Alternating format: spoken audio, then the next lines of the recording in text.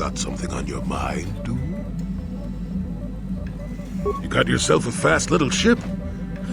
I'd forgotten what engine sounded like. The closest thing to that on Kashyyyk is an uller in mating season. Ugh, frightful. Or it could be for the free food. What's the gunk that comes out of the synthesizer on this bucket anyway? Do you never clean the darn thing? I'm old, damn it. I'm allowed to be enigmatic when I want to be. And don't you go telling me otherwise. You know, you remind me of someone else I knew ages ago. Pleasant enough fellow, great destiny, all of that. Breath like a bantha. No, but it could be.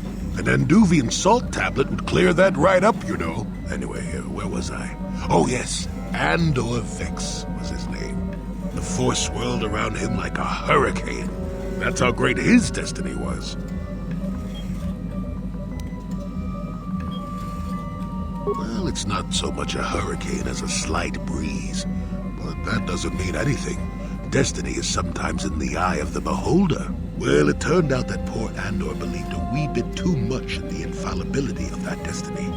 That overconfidence turned out to be his downfall. I don't know. Are you overconfident? I hadn't noticed. Even if I had, I would never comment on it.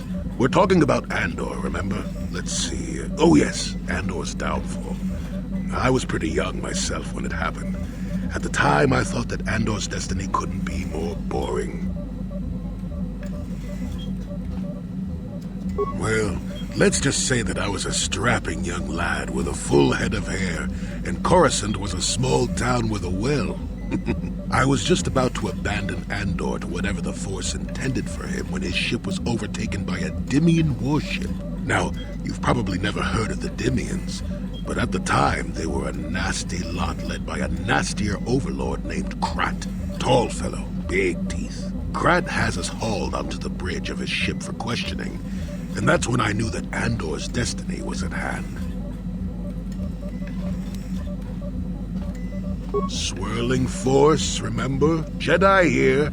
Granted, I was just interpreting the signs, but we get trained in that sort of thing, more or less. Well, Andor decides that his destiny makes him invulnerable and starts making all sorts of demands. Free me now. I'm not answering questions. Blah, blah, blah. Don't you know who I am?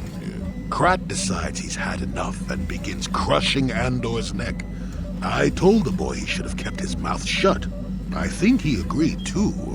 Those could have just been gurgling noises. Well, anyway. Finally, Krat has enough of Andor and tosses him aside into this giant energy intake shaft. Andor gets sucked in and starts bouncing around, screaming. Maybe Andor hit something sensitive on the way down, or just didn't agree with the reactor core.